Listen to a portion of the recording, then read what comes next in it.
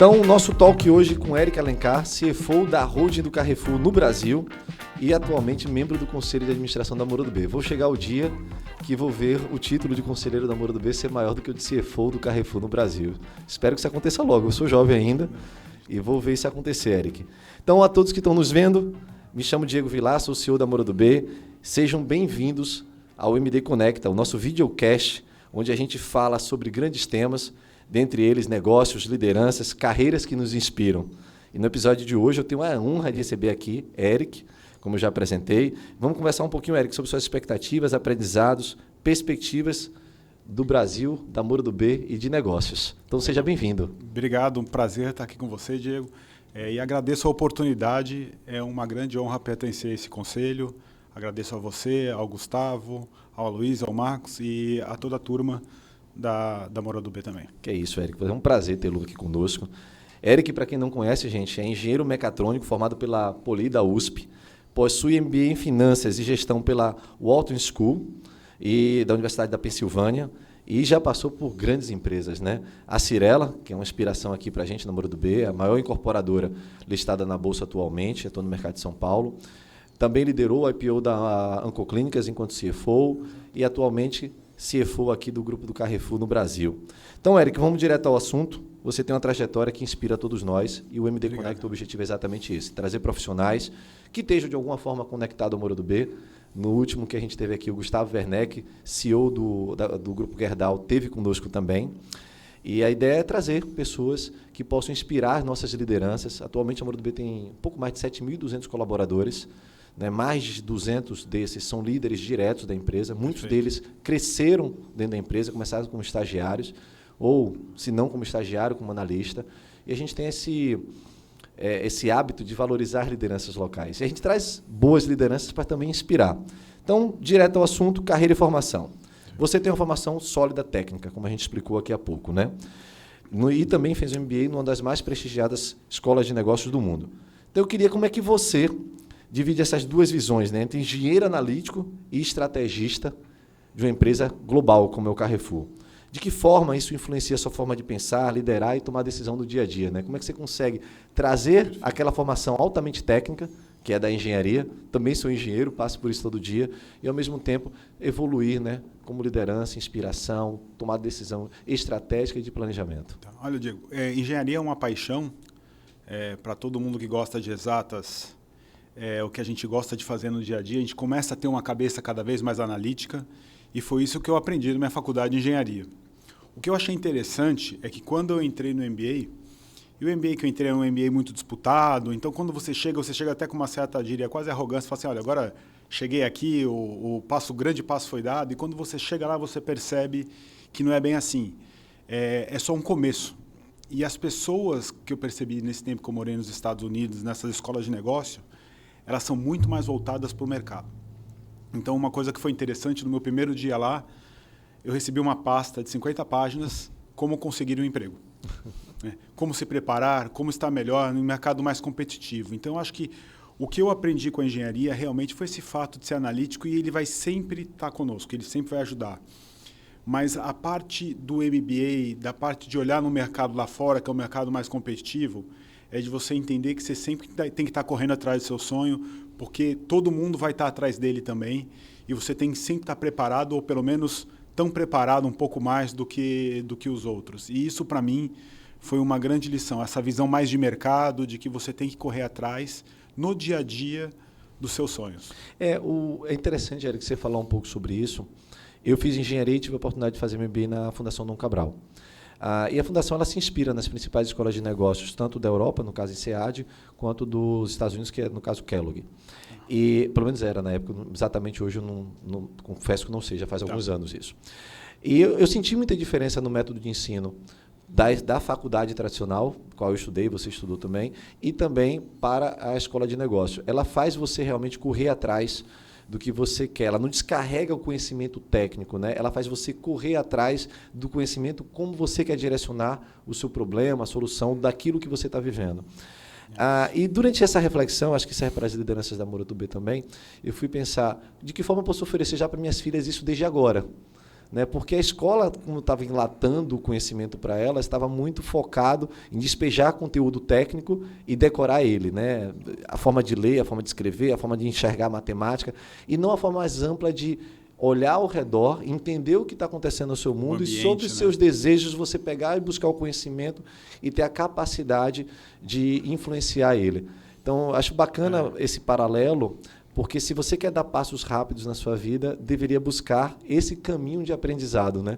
Se a escola voltasse para poder oferecer isso lá desde a faculdade para a gente talvez não vivesse esse conflito tão grande, né? Entre a parte técnica, que é muito boa, né? A gente está falando da melhor escola de engenharia do Brasil, né? Que é a Poli da USP, e ao mesmo tempo ainda tão distante de práticas de escolas como a que você... Comportamentais, muitas vezes. Principalmente. Olha, eu não sei como está hoje, mas no MBA era o que você falou.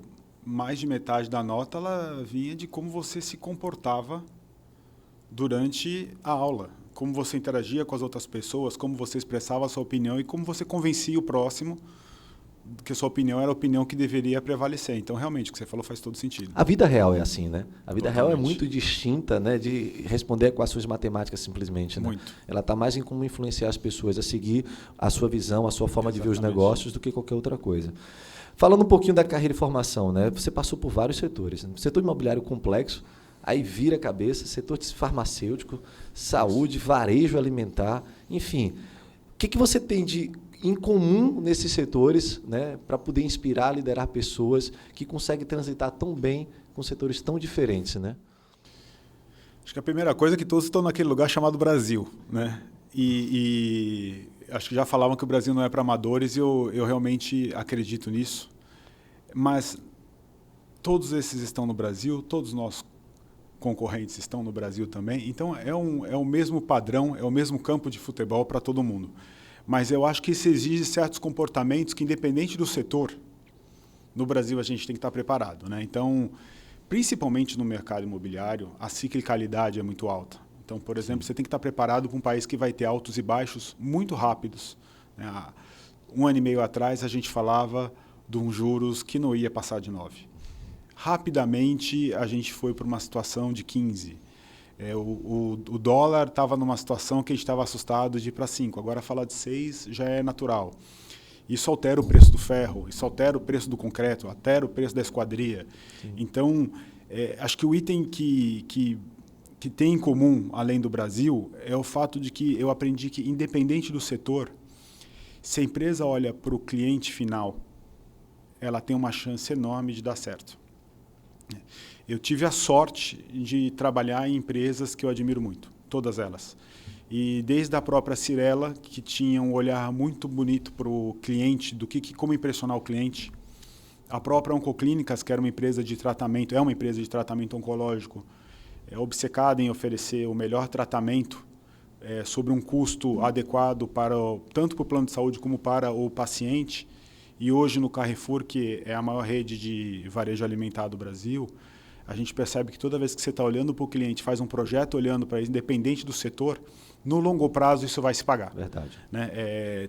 Entender quem é a pessoa que consome o seu produto é uma chave total. Eu diria que esse, com certeza, é o maior aprendizado. Tá num país que tem muita volatilidade e ter um pensamento no que o cliente, no final, gostaria de ter. E não somente hoje. Eu acho que o Brasil está passando por mudanças demográficas gigantes. Sim. Isso afeta muito a forma como que ele vai morar, afeta qual vai ser a saúde e a doença que ele vai ter, e afeta como ele vai, por exemplo, se alimentar também. Então, em todos esses setores, é sempre olhando o cliente, mas não somente hoje, e o que ele espera no futuro também. Aqui na Moura, Eric, pegando um gancho do que você colocou, a gente fala o seguinte... a gente tem um ciclo imobiliário um dos mais perversos que tem de negócios, né? Porque você compra um terreno no Brasil, lança em outro, constrói mais um e entrega em outro. Eu não sei se foi Pedro Malan que falou, que ele dizia o seguinte: o Brasil, no curto prazo, tudo é diferente, no longo prazo é tudo igual. Realmente, essa sazonalidade, né, essa variância de cenários macroeconômicos e políticos de curto prazo que são altíssimos. A gente vive extremidades, né? O dia desse era o governo de direita, agora é o governo de esquerda. O dia desse os juros era de 2, poucos por cento, agora é de 15, poucos por cento daqui a pouco. É inflação alta, inflação baixa, enfim. É uma dinâmica que, se você não tem a sua cabeça focada no caso do cliente, e a gente, enquanto incorporador, tem a grande vantagem ou a pretensão de vender o sonho dele, né? na média das famílias, aquilo que é o maior endividamento, o maior comprometimento de renda é a compra da sua casa própria. Exato. E é o que a gente vende. Né? Então, a gente vende o sonho e o maior comprometimento do cliente. E como o ciclo é muito longo, passando por vários Brasis, a gente tem que se preocupar muito com a experiência dele. É muito ponto de contato e atrito que, se você tiver pequenos detalhes desajustados, é um atrito maior do que a média normal, porque é a frustração de um pedaço do sonho dele. Né? Um restaurante que num dia não lhe atendeu bem, gera uma frustração que uma semana você esquece. Um imóvel que foi mal entregue e o cliente vai ficar ali aquele pesadelo para o resto da vida. Né? Então, essa preocupação em ter o cliente dentro do seu propósito é o que eu digo sempre para eles. A gente tem que ter sempre 2 pilares, ou 2 ponteiros, dos quais, inevitavelmente, a gente tem que sempre buscar. Vocês vão se deparar em algum momento que o processo não vai estar descrito claramente, mas você precisa entender que tome a decisão baseada no que aumenta a satisfação e a percepção de valor e qualidade do produto para o cliente, e o outro, que mantenha ou que melhore a rentabilidade do acionista. Porque as 2 coisas são necessárias para acontecer a segunda safra. Perfeito. Você está encantando o cliente, satisfação, mas a margem é baixa, o capital não flui de volta para você. Ou, ao contrário, você não tem a segunda safra porque você não tem cliente para comprar, porque você destruiu o valor com ele. E isso conecta muito bem com o que você fala, porque, de fato, passeia por vários negócios, mas a cabeça no cliente é o que faz mover o ponteiro. Aí eu queria aproveitar a sua experiência na Cyrela. Você participou de finanças, TI, estratégia, M&A, enfim, vários momentos. O que mais você aprendeu dentro da Cyrela que você daria de conselho para um colaborador da Moura do B trilhar melhor esse caminho de propósito? Né? Olha, a gente estava falando de vários setores. E, de fato, eu tenho que assumir que o setor mais complexo, que foi o que me deu mais bagagem, foi o setor imobiliário. Realmente, esse fator de você comprar um terreno num dia, incorporar ele em outro, construir ele em outro momento e entregar num mais um momento diferente, torna particularmente distinto de outros setores. Então, acho que alguns aprendizados que eu tive com relação à Cyrela, do mercado em geral, né, que foi nesse período, tinha ótimas empresas, a Plano, a Cury, que estavam todas juntas também. Eu acho que o primeiro deles é muito forte, é a responsabilidade financeira. Esse item ele é muito importante porque, independente de qual momento que você sabe vai lá para frente, você tem que estar preparado e você tem que estar desenhado para conseguir suportar isso. Eu estive num momento particularmente difícil da indústria, que foi um período que o distrato era em atacado. As vendas chegaram a ficar negativas. Sim. E havia uma distância muito grande entre o que se prometia que ia entregar e o tempo de entrega, porque não havia mão de obra. Foi um período de mão de obra. Eu me lembro que a gente falava com o pessoal que o bloqueiro, o pessoal de estrutura era uma joia, né? Você ter essa mão de obra. A gente chama de mosca branca, né? Difícil a mosca branca, exatamente. Então, acho que a primeira coisa tem que ter a disciplina financeira. E o segundo, tem que ter o espírito de dono, porque no mercado de incorporação, eu particularmente não vejo ganhos de escalas como você vê em outros mercados, né? Como você vê no mercado de varejo, como você vê no mercado de saúde. Então, você tem que ter o espírito de dono para olhar o terreno com todo o cuidado. O terreno faz muita diferença. Então, você, na hora de incorporar, está do lado certo da rua, está do lado errado da rua, saber exatamente para onde está crescendo a cidade e, às vezes, ter a visão, como os projetos que a gente viu hoje do CAIS, que são maravilhosos e conseguem direcionar o crescimento da cidade, é o que faz, para mim, a diferença entre uma incorporadora que navega conforme o fluxo e aquela que desenha o fluxo. Dito mercado. Né? Dito mercado. Eu acho que aqui, a Moura, com mais de 20% de participação do mercado nordeste de médio e alto padrão, é a empresa que tem a capacidade de poder ditar o mercado. E é isso que me faz feliz estar aqui com vocês. Primeiro, obrigado. A Moura, a gente tem uma preocupação, é óbvio, né? A gente pode competir no mercado. A tomada de decisão número 1, antecedendo um pouco, na compra do imóvel de média e alta renda é a localização. Sobre as mesmas condições de produto, localização e preço, a marca faz diferença. Mas antes disso, se a localização de uma incorporadora de marca mais fraca é superior à de uma marca mais forte, a de marca mais fraca vai vender primeiro. Leva, né? É sempre dessa forma. Então, entender o que a cidade valoriza como melhor localização é importante, mas não é tão difícil. Mas aí, nesse caso, você vai estar disputando caro o terreno, porque você vai estar na melhor localização. Você pode até se diferenciar um pouco do produto, mas o que você falou que é o mais importante e é o que é mais desafiador, é você ditar para onde você gostaria que a demanda fosse. Né? Você comprar áreas em hectares e vender em metro quadrado. É você criar o novo desejo para o cliente. É onde a incorporadora dá o grande salto de diferenciação dos demais. Né? É ir para onde ninguém viu, primeiramente, ou de fato gerar a indução de desejo por estar lá. Para aquele caminho. E aí você sai na frente. É isso que a gente busca. Né? A gente tem feito até, inclusive, uma pesquisa bem longa desse ano para entender. Não é só o que o cliente deseja, mas entender o hábito dele, porque baseado no hábito dele, talvez a gente entenda antecipadamente o que vai ser o desejo dele enquanto produto imobiliário que não tem no mercado. Perfeito. É uma pesquisa de 6 meses para entender o comportamento do nosso público, para tentar gerar o desejo que ainda não está no produto imobiliário e poder ditar. Eu acho que daí que vem um pouco o diferencial do que você falou. Um ponto também sobre sua carreira, que também a gente já viveu aqui na empresa. Você falou que você pegou o mercado mais duro da indústria.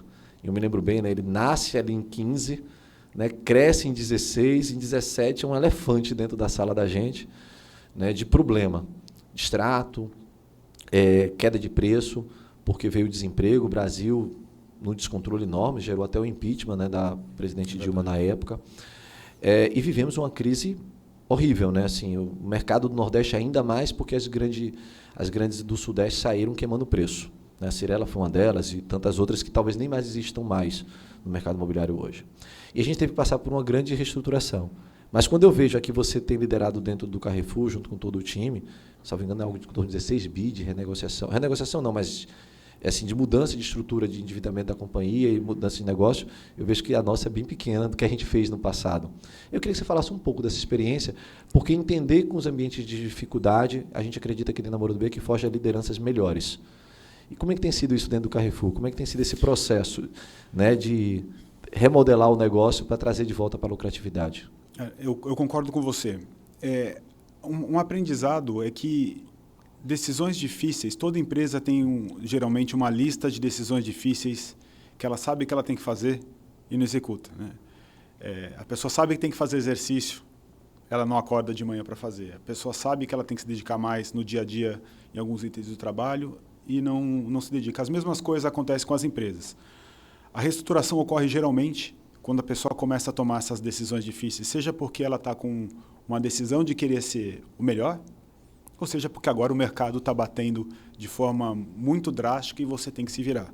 Então, no final, tudo acaba a mesma coisa. Acho que um pouco da diferença quando você está num grande grupo como o Carrefour, que tem 130 mil funcionários, é o segundo maior empregador do país, 120 bilhões de faturamento, é que para você mover as montanhas você tem que ter um aspecto político mais forte. Sim.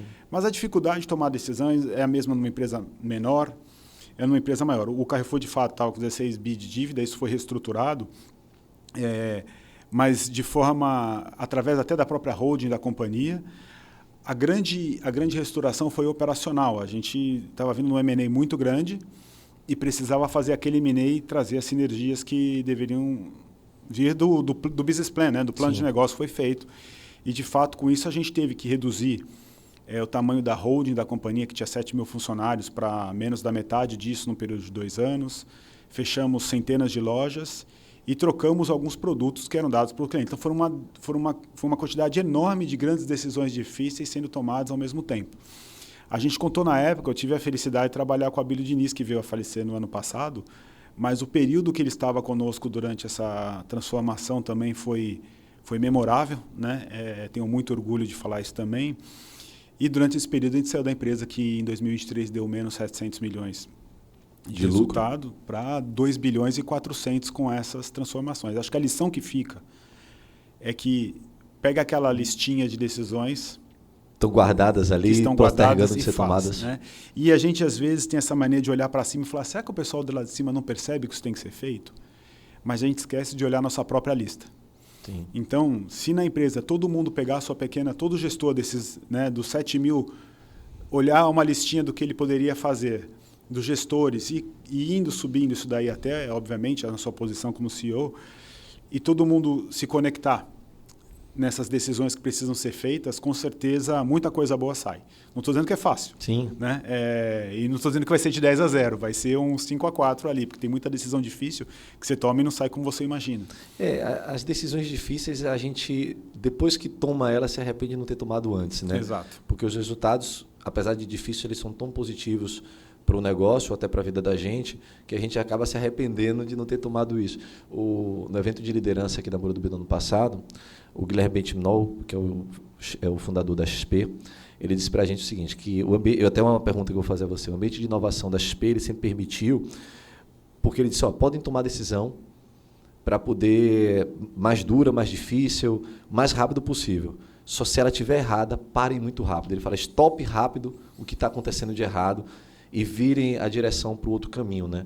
Porque muitas vezes a gente fica ali na procrastinação ou na vaidade da decisão que a gente tomou e se alongando, né, em tomar decisão difícil, de desistir daquilo que você acabou de falar, fechou loja, né? Provavelmente focou onde tinha mais rentabilidade. É sempre muito duro dizer assim, vou abrir espaço para a concorrência, né? Eu vou focar em ser mais rentável, né? A concorrência é consequência, talvez, disso. E aí eu ia perguntar para você, nesse ambiente, né, porque a gente sofreu bastante isso lá atrás aqui na Moura, como que você consegue manter ativo a capacidade de inovar e manter as pessoas motivadas na empresa, né, naquele momento, onde você está cortando operações, diminuindo, você acabou de falar na Hold de 7.000 a 3.500 funcionários, mas manter as pessoas alinhadas com o propósito, crente de que aquilo, talvez no curto prazo, é uma decisão mais dura, mas ela precisa continuar inovando, ela precisa continuar se renovando para poder cumprir um projeto de um pouco mais de longo prazo, como é que você acabou de dizer, né? Reverter um prejuízo para um lucro, e tenho certeza que a visibilidade de vocês é ainda maior de rentabilidade. Eu acho que o mundo hoje está muito competitivo. Sim. Não tem mais espaço para uma empresa sobreviver sem que ela seja rápida, e parte dessa rapidez tem que ser para a inovação. Particularmente no varejo, é interessante isso, porque no varejo eu fui de farmacêutica. Você é inovador de outras formas, talvez não tanto no tempo, porque você tem os projetos, são projetos de saúde, de fazer um remédio, demora muito mais. Mas no varejo, é muito comum a gente tomar uma decisão em 24 horas saber se aquilo gerou um resultado ou não. É impressionante a velocidade e a magnitude. E o que eu vejo hoje, os times, independente de qualquer time, de qualquer indústria, eles gostam de trabalhar num time vencedor. Sim. E eu acho que existe um gosto doce, bom na boca, que aparece quando você começa a gerar essa inovação e você consegue colher esses frutos. Então, uma coisa que a gente sempre tenta fazer é não também tentar sempre criar, né? A gente estava até conversando, ninguém vai criar um novo iPhone todo dia. O que vai fazer a diferença são pequenos movimentos incrementais que geram resultados rápidos e que todo mundo consegue colher o fruto dele e se motivar para fazer o próximo. Então, uma coisa que a gente sempre está tentando agora, nesse momento do Carrefour, que a gente está no momento de grandes mudanças, né, para atender melhor o cliente, para melhorar a rentabilidade da companhia, é fazer inovação rápida para você conseguir colher o fruto rapidamente. E, obviamente, também a questão no varejo é tão grande que você tem a vantagem de fazer o piloto. Sim. Na indústria do mercado imobiliário. Aqui do mercado imobiliário, não é tão óbvio. Não. Né? Você não pode comprar um terreno e falar, deixa eu ver aqui se esse terreno vai dar, certo? Porque você vai ter que construir um prédio, Sim. Você vai lançar, e você ir para trás do lançamento é uma decisão muito dura. E que tem que ser muita exceção. Mas no varejo, você já consegue trabalhar com um nível de risco maior. Você consegue estopar mais rápido, né? Muito rápido, muito rápido. Você consegue fazer coisas que você faz promoções ou inovações ou cross-sell que duram 24 horas, você mede e vê o que aconteceu. É empolgante por esse lado também. Sim. E sempre que dá certo, eu acho que gera uma motivação no time. Uma coisa que tem que tomar muito cuidado é que muitas vezes não vai dar certo. Né? E a cultura tem que ser de, não é que não pode errar, lógico, pode errar, mas tem que ser errar tentando fazer alguma coisa que gere algum resultado, não errar ou por falta de vontade, displicência, esse tipo de coisa. Você não pode punir a liderança por tentar acertar e dela vai vir um erro. Não tem como sempre acertar, né? E, de fato, no mercado imobiliário é difícil você inovar, tanto é que é um dos mercados que, ao longo do tempo, a inovação é a mais lenta. É porque o ciclo é muito longo, né? A gente fica amarrado com o cliente quase 15 anos. É um insumo bom para você entender comportamento, movimento de renda. A gente consegue muita informação para ver como, inclusive, como a cidade está se movimentando em função dos desejos dele. Porém, o que a gente decidir que vai lançar num produto vai ser carregado por muito tempo. Certo ou errado, ele vai lhe trazer durante muito tempo vantagens e desvantagens para a sua marca e para a sua percepção de valor. No varejo, como você disse, ali é muito online, né? Uma empresa que, varejo digital, ela muda um site e volta para o anterior, né? Ela bota uma promoção, bota um movimento, tira de volta, ela vai decidindo como ela vai se movimentando. Agora, um ponto que, dentro da sua carreira, ainda dentro de mercado, é um pouco frustrante, né? Você vê o preço de tela, né? Enquanto o CEO da empresa, enquanto os líderes da companhia, olhar que aquilo que a gente está trabalhando, gerando tanto valor para o cliente e para o próprio acionista em rentabilidade, não está sendo reconhecido no mercado. Teve alguma coisa que vocês fizeram que você acha que, além desse insumo base, né, de resultado, fez a ação andar bem, fez a ação se movimentar bem? Né? Isso não serve só para Moura do B. O mercado imobiliário, a gente viu há pouco, né, todo, ficou mais machucado. Né? Quando comparado com o Ibov, todo mundo andou a menos do que isso. O capital migrou para outro negócio. Mesmo com as incorporadoras nunca terem performado tão bem quanto foi nos últimos 5 anos. Né? Se você for da Cirela, os resultados da Cirela dos últimos 5 anos são os melhores da história dela. Né? É até estranho perceber isso.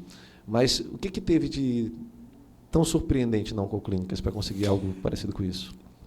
Eu acredito que você tem que descobrir no que você é bom. Então, no mercado imobiliário, a Moura do B claramente tem um diferencial. Sim. Que é o diferencial de conhecer o mercado local, ter, desde 83, essa história maravilhosa. Então, conhece as pessoas, conhece o pessoal que vende terreno, conhece as empresas de vendas, conhece todo o ciclo e o ecossistema, e é o que faz a diferença. No caso da Oncoclínicas, é uma empresa que conseguia fazer um tratamento que dava mais resultado para os pacientes, para os planos de saúde, e que era muito voltada, centrada, ela ainda é, nos médicos. Então, o segredo era consolidar o mercado brasileiro de oncologia. Acho que hoje ela deve estar com mais de 20% do mercado de oncologia clínica. Então, foram dezenas de M&As, no qual a gente pegava clínicas e hospitais que não tinham ainda esse nível de profissionalismo e de capacidade de negociar com as farmacêuticas e protocolos. E isso dava um salto de qualidade, um salto de resultado, e isso foi a fórmula da empresa para poder fazer o IPO e crescer em 10 vezes o valor. Agora, em se tratando de Brasil, mesmo as empresas melhorando, muitas empresas melhorando o resultado, elas sofreram na Bolsa. Né? E alguns segmentos, em particular, mais ainda, como a gente estava falando, o segmento de incorporação imobiliária. Isso acontece muito porque o mercado deu uma pequena mudança. Do Brasil perdeu um pouco a importância relativa no mercado de capitais, dos juros no Brasil ser alto, então as pessoas preferem tirar o dinheiro da Bolsa, que tem um determinado risco, mesmo dando resultado. E para a renda fixa. E para a renda fixa. Né? E isso gera uma certa desvalorização das companhias. Acredito que a gente tem que focar muito mais na operação. Né? Porque o resto a gente controla muito menos. Lógico, a gente pode ter um discurso, a gente pode ter uma promessa, mas é a execução que faz a diferença. Então, aqui no caso do Moura do B, que está entregando cada vez mais resultado, cada vez mais margem, mais market share, eventualmente o resultado vai vir dentro dos padrões que o Brasil dá para uma bolsa de valores. Eu tento passar a mensagem sempre até, é uma distração de poucos segundos. A gente olha o preço da tela, fica ali frustrado, esquece aquilo e volta focado na operação. Exato. Né? Porque margem bruta, margem líquida, retorno de patrimônio, crescer é muito melhor até. O preço da ação é consequência disso para o momento certo da janela. Né? A pena que o Brasil vive de janelas curtas. Né? Curtíssimas. Olha, para você ter ideia, o IPO da Oncoclínicas foi em agosto de 2021, 10 de agosto de 2021, se eu não me engano. E foi o último que eu me lembro do CVM 400, que foi de esforços não restritos. Teve alguns outros, mas isso mostra como as janelas no Brasil são longas, de 21 até você chegar em 25 agora e não há perspectiva de curto prazo. Esse é o Brasil que a gente vive mesmo. E é por isso que às vezes as ações sofrem. Isso. Né? E eventualmente 27, 28 volta de novo e vai ter mais um ciclo. É bom você falar 28, 29 volta de novo, porque a gente aqui fica olhando assim. A gente tem uma expectativa de companhia para os próximos 5 anos. Acabamos de encerrar um ciclo de 5 e agora vamos construir os próximos 5. Né? Vocês não olham 10, é porque o Brasil é tão complexo que se a gente já fizer bem feito os próximos 5... Nossa senhora, está maravilhoso. Já está maravilhoso. Né? É por isso que a gente tem que estar fazendo o dever de casa, como você disse, e focando em esperar a janela certa, porque aí sim o preço da ação anda bastante. Deixa eu falar uma coisa, mudando um pouquinho de assunto, migrando um pouco para a governança. Você estava no nosso conselho fiscal aqui por 2 anos, na Moura do B. Você é CFO de uma empresa que, com certeza, a estrutura de governança é bastante robusta. E agora você está no nosso conselho de administração. Outra estrutura de fortalecimento da governança, principalmente de uma empresa de capital aberto. Eu queria que você falasse, para quem está nos assistindo aqui, o quão importante é uma governança madura e fortalecida dentro de uma empresa, não só para a aplicação da sua estratégia, mas também para ela não ser uma empresa de 5, 4 anos, ela ser uma empresa de perpetuidade. Ela é uma empresa que está sempre existindo. Quanto que é fundamental as pessoas valorizarem toda a estrutura de governança, conselhos, comitês, conselho de administração, diretoria executiva, tudo, regimento interno, tudo aquilo que faz uma boa governança funcionar. Olha, eu sou um defensor e eu acho que as pesquisas mostram também que empresas de boa governança são as empresas que não só perpetuam no tempo, mas que trazem melhor retorno para os acionistas, né? E eu acho que não é à toa que as empresas investem. Existe um custo envolvido na governança, porque você tem diversos comitês, você tem conselho fiscal, comitê de auditoria, comitê de pessoas, o comitê, a diretoria, né, da companhia. Então, é um ponto essencial para uma empresa que quer mudar de patamar, quer estar uma empresa pública, ela tem obrigações também, não só com os acionistas controladores, mas também com os acionistas minoritários, e isso traz esse conforto. Eu acho que o que diferencia as empresas hoje em dia, elas já passaram até um pouco da fase de entender a importância dessa governança. É como utiliza essa governança a favor da companhia, no seguinte sentido, não seja só um ente burocrático, mas seja um ente capaz de fazer as diversas provocações, seja para garantir a saúde financeira ou seja para garantir que o management está tendo todo o espaço necessário para poder fazer inovação, para poder crescer e se diferenciar. Então, sempre que eu sinto numa cadeira de algum comitê de governança, meu papel está sempre, obviamente, prezar a governança em si, mas garantir que eu estou fazendo as provocações, usando um pouco da minha experiência, para ajudar o management a refletir sobre os próximos passos que ele pode dar, como ele pode executar melhor e dar espaço para ele poder ter sucesso. Perfeito. Aproveitando esse espaço, agora entrando no lado da Moura do B, especificamente, né? Já falou um pouco sobre sua carreira, seus passos que você deu em cada uma, e agora você assume, eu acho que é a primeira vez a cadeira de conselho de empresa de capital aberto? Já fui da Gafisa. Da Gafisa também, né? Como que você acredita que você vai poder contribuir dentro do nosso conselho? Não só para a gente, enquanto executivo da empresa, mas também para os investidores, né? Para os acionistas independentes da empresa. Aqueles que não estão no dia a dia, não são ativistas, como eu digo, né? Que compram um papel acreditando na boa governança, mas mais acreditando ainda também, claramente, no resultado da vinda da empresa, no propósito dela e na rentabilidade que ela vem. De que forma você acredita que você vai ser um diferencial no nosso conselho para os nossos executivos e também para esses acionistas? Olha, quando eu saí da Cyrela há um bom tempo atrás, eu percebi que eu tinha saído do mercado de real estate, né? Mas o mercado de real estate não tinha saído de mim. Logo depois eu já estava no conselho da Gafisa, participei de outros conselhos de empresas imobiliárias, fiz investimento nessa parte porque realmente é uma paixão, né? Então eu estou entrando num lugar, num setor no qual eu sou apaixonado.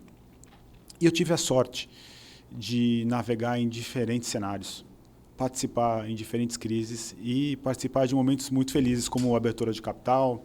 Agora eu estou trabalhando, inclusive, num fechamento de capital eventual. E eu vou tentar contribuir, mais do que como uma ferramenta de governança, que eu acho isso essencial, né? É um assunto que eu já faço há mais de 20 anos, mas principalmente ajudando a diretoria nos pontos que eles precisam conversar com alguém sobre as experiências de como eles podem andar para frente ou para trás em algumas situações. No planejamento da empresa, na análise de risco, na análise de oportunidades e, às vezes, sendo simplesmente uma pessoa para que a diretoria possa conversar sobre assuntos confidenciais como M&A, como a parte de fusões e aquisições, dívida, que é um item que eu já trabalho também como CFO há 20 anos, então tenho um determinado milhagem aí. Um carro de milhagem alta, né? A gente na Moura procura ter o conselho bem próximo dos executivos, né? Obviamente que não são eles que fazem a execução, né? A gente não tem essa pretensão de esperar isso do conselheiro, mas a gente gosta de ter um compartilhamento da estratégia, da informação e da tomada de decisão muito próxima. Isso favorece a governança, né? Ajuda também a gente ter sempre a humildade de entender que a decisão deve e pode ser compartilhada para ser melhor aplicada para a empresa. E a gente gosta da diversidade de conselheiros dentro, para exatamente a gente não só provocar ângulos diferentes na discussão, mas também, ao mesmo tempo, para temas específicos, a gente não é bem um consultor, mas é ter um especialista que possa ajudar o executivo naquele encaminhamento, né? Então, você ter passado pela Cyrela traz uma bagagem muito importante, né? Uma visão de uma incorporadora líder no mercado sobre vários aspectos, desde desenvolvimento imobiliário, engenharia, até o que a gente estava falando há pouco, né? RI e relacionamento, operação de estrutura de capitais, enfim, como você disse, mas também por outras empresas como oportunidades, né? Como a gente pode abordar o investidor, o analista, a gente tem essa perspectiva sempre com o conselho. Um outro tema, Eric, que eu queria escutar um pouco de você, que a gente tem discutido, que esse tema é o mais complexo de todos, que a gente tem aqui dentro da Moura, é que a gente vem passando, de novo, a gente saiu de uma empresa em 2020 de 1.200 colaboradores para 7.200. E para a gente manter o propósito da empresa vivo e o planejamento estratégico com consistência e dedicação existindo, a cultura tem que ser muito forte. E semear a cultura e fazer ela se manter viva em cada tomada de decisão, em cada dia a dia da empresa, eu diria que talvez hoje seja o maior desafio da gente. Muitos líderes novos, praças novas, a gente tem uma operação de 7 estados diferentes. Como é que você viveu isso nas empresas, né? A Cyrela é uma empresa de cultura muito forte, Carrefour é uma empresa de cultura muito forte. Não conheço bem como é da Onco Clínica, mas imagino que também seja uma empresa de cultura forte. O que é que você aprendeu como implantar, manter ou viver uma empresa de cultura muito forte? Olha, foram cenários muito diferentes, né? Você parte de uma Cyrela que é uma empresa pública, mas que possui um controlador forte, né? Uma família excepcional no controle. A Oncoclínicas é uma empresa que saiu de 600 milhões para 6 bi de faturamento em pouquíssimos anos, fazendo fusões e aquisições. Então, você vai absorvendo outras culturas que vão moldando o resultado final do que a empresa vai ser, até um Carrefour agora, que é um grupo global, que está há 50 anos no mercado e que tem uma cultura fortíssima, inclusive uma cultura de princípios franceses, que é da onde é a sede da companhia. A cultura é inegociável. Eu sou a favor, inclusive, de dizer de que o crescimento, muitas vezes, ele não é limitado por fatores materiais, mas sim pela cultura, porque é isso que vai ser o que vai perpetuar a companhia. A cultura com suas qualidades e defeitos, ambos. Para mim, a melhor forma numa empresa, numa expansão incrível, como aqui vocês estão passando de 1.000 para 7.000 funcionários, passar pelo exemplo da liderança, que eu acho que vocês estão fazendo muito bem. Conseguir se comunicar, mas principalmente através do exemplo. Porque nem todas as regras de uma companhia são escritas. Sim. E muitas empresas falham colocando as regras escritas porque elas colocam mais uma lista de desejos de como gostariam de ser do que realmente o que elas são. Então, esse exemplo é o que faz a diferença, tanto em casa como nas empresas. Então, iniciativas como essa, que você divide a sua percepção, as iniciativas da diretoria são realmente planos muito fortes de sucessão, né? Porque o crescimento vem de você ter pessoas prontas para fazer, seriam, para mim, os pilares para fazer o crescimento. E, repito, o maior gargalo de crescimento de uma companhia é a cultura. É a cultura. Eu concordo com você. É difícil você conseguir perpetuar uma cultura quando você abre a regionalidade, aumenta a quantidade de colaboradores, cresce a todo ano, incorporando mais e mais pessoas para dentro e ser tão dependente da cultura, né? O propósito acontece se a cultura for muito forte, né? O planejamento estratégico acontece se o propósito for muito forte, se manter firme. E aí, encaminhando aqui para o final, eu digo aqui na Moura do B que a gente tem que estar aqui dentro porque tem paixão pelo que faz, né? A gente tem o privilégio de mudar a cara de cidades. O projeto da gente não impacta só para quem a gente vende. Ele impacta todo mundo que passa todo dia e olha para a cidade e vive ela. Se eu construo um prédio do lado da sua loja, muda o fluxo de clientes para a sua loja, porque eu estou trazendo mais clientes para o lado dela. Estou falando do Carrefour. Se eu construo um prédio do lado da sua casa, eu mudo a dinâmica da rua, eu mudo o skyline da sua cidade, enfim. O projeto imobiliário de qualquer incorporadora, ele traz uma dinâmica diferente para a cidade. Não é à toa que as cidades que mais crescem no mundo, o mercado imobiliário está ali do lado, carregando a cidade de alguma forma também. Então, tem que ter paixão por isso. É muito longo, é muito duro, são muitas as variáveis, né? É um mercado que variou um pouco obra, pode corromper toda a sua lucratividade. Se o produto não for bem entregue, toda a satisfação do cliente. Enfim, a quantidade de variâncias que você tem que administrar são enormes. Então, tem que estar por paixão, né? Tem que estar por acreditar no propósito. E aqui, do conselho, a qualquer uma das atividades, venha porque tem paixão por estar dentro da empresa, né? Porque está, de fato, acreditando que a gente pode, de fato, cumprir o propósito da companhia. Então, eu convido você a viver essa paixão de estar aqui no Muro do B. Queria escutar você, o que você entende de diferencial para Muro do B, porque agora você virou embaixador nosso também.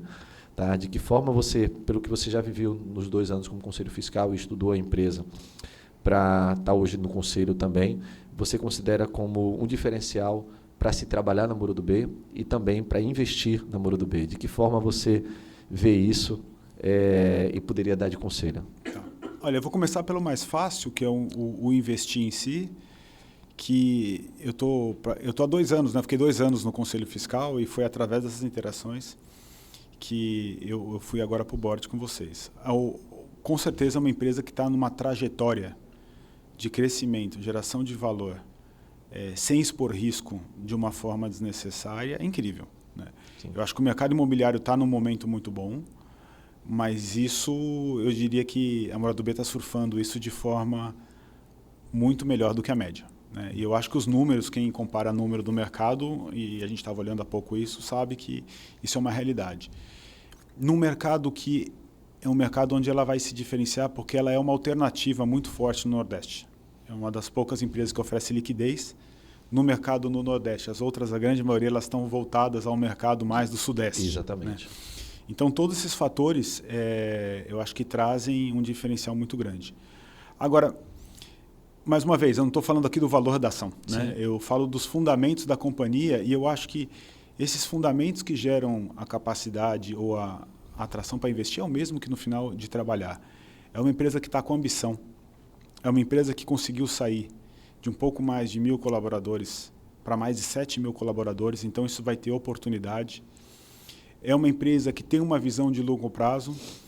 É uma empresa que está preocupada com o impacto dela na cidade. A gente estava agora há pouco visitando o projeto do Novo Cais. Novo Cais e os 3 fundadores da empresa falando muito de como isso ia melhorar, e você também, a cidade, isso. Os impactos positivos que ia ter, seja na circulação de pessoas, na segurança, no que vocês iam entregar para a prefeitura para poder melhorar o visual da cidade. Novo vetor de crescimento, 2 grandes parques. Exatamente, tudo isso. Então, é uma empresa que se importa com as pessoas, sejam as pessoas da cidade, como sejam as pessoas que trabalham. E está num Brasil que cresce, é um Brasil que dá certo. O Muro do B é um Brasil que dá certo. Sim. Que está aí, multiplicou por 7 o número de pessoas porque ela está conseguindo fazer coisas de sucesso. Então não tem coisa melhor do que fazer o bem, fazer o correto, ser remunerado por isso e ter oportunidade de crescimento. Então, eu acho que é basicamente nisso. E Eric, para a gente encerrar, que mensagem você gostaria de deixar para os nossos colaboradores, para quem está nos assistindo? Esse vídeo, esse programa é divulgado internamente na companhia para todos poderem assistir. Fica na nossa intranet também para que todos possam ver. E eu queria que você deixasse uma mensagem baseada na sua carreira, no que você acha que é muito bom para a pessoa se evoluir profissionalmente, crescer, mas também é muito bom para se conectar com o momento da Moura, né? Por tudo que a gente está passando. O que você gostaria de deixar de mensagem aqui? Olha, eu vou me arriscar a dizer uma coisa que não é só da Moura, mas que eu acredito da minha carreira. Sim. Né? Que a gente já teve uma pequena conversa aqui no início nosso, que fala sobre a nossa capacidade de a gente olhar e cada um de nós fazendo pequenas diferenças. Né? São essas pequenas diferenças que a gente vai fazer em cada trabalho, seja a pessoa que está na obra, seja a pessoa que está no escritório, qualquer um dos 7.200, né? 7.200. Colaboradores, o que cada um pode fazer para ter uma Moura melhor. A Moura melhor é uma vida melhor não só para a empresa, mas para ele e para todos nós. O crescimento da empresa não vem da diretoria, obviamente muitos dos exemplos vêm, mas todos os 7.200 colaboradores têm um papel muito importante. E eu acho que a melhor forma, inclusive, de você cuidar da sua carreira é você pegar essa lista, executar essa lista. Você vai dar um ótimo exemplo, você vai ser muito bem visto pelas pessoas como um ótimo exemplo. E isso vai ser um fator para você crescer, para você estar satisfeito e para estar trabalhando numa empresa vencedora. Então, seria a recomendação que eu dou. Eu procuro, né, sempre lembrar, você está engenharia, fazendo obra. Você tem as atividades operacionais, assentamento de piso, concretagem de laje, armação, elevação de parede, pegar os tijolos e fazer uma alvenaria. Então, o pedreiro, naquela hora, ele não está fazendo uma elevação de alvenaria. Se ele está ali por um propósito, ele está construindo um pedaço do sonho de alguém. E se ele se dedica diariamente a fazer isso cada vez melhor, com muita disciplina, com muito esforço, sem a menor dúvida, o trabalho dele cresce, a empresa cresce, e todo mundo que está em empresa de destaque é um destaque também, né? Eu conheço poucos colaboradores que estão em empresas que estão dando mal e o mercado vê, não, aquele profissional é de destaque, mas a empresa só entrega resultado ruim, né? Normalmente é o contrário, né? A empresa está crescendo, as lideranças da empresa, elas se aparecem como destaque porque uma é causa do outro, né? A empresa é um destaque porque são pessoas que estão fazendo o diferencial. E ao longo do tempo eu percebi que os grandes diferenciais não são por feitos mirabolantes, ideias que foram totalmente disruptivas. A grande maioria delas foram de pessoas que decidiram se dedicar mais do que o do lado, né? Acreditar que ele era capaz de ir um pouco mais longe do que o outro no dia a dia. Você estava dando um exemplo de um incorporador, recentemente, de uma empresa que entrega bastante resultado, e você estava me dizendo mesmo, ele tem uma capacidade de trabalho e dedicação e botar de pé coisas mais difíceis, com certeza pelo esforço que ele emprega na cultura da companhia, acima da média dos demais. Né? Não é porque ele desenvolveu uma linha de produto que não existia no Brasil, ou ele entrou numa praça diferente. É realmente pela sua capacidade de ter mais dedicação do que a média dos demais, não é isso? Nem tanto por inovação, muito por execução. Exatamente. Então, Eric, foi um bate-papo riquíssimo. A gente está chegando aqui aos finalmente. Queria agradecer mais uma vez a você por estar compondo o nosso conselho. Seja bem-vindo. Obrigado. Agora numa função de mais desafio ainda. E quero convidar você a construir uma Moura do B que em 2030 ela vai ser o dobro do que a gente fez nos últimos 5 anos. Conte comigo. Obrigado. Obrigado, viu, gente?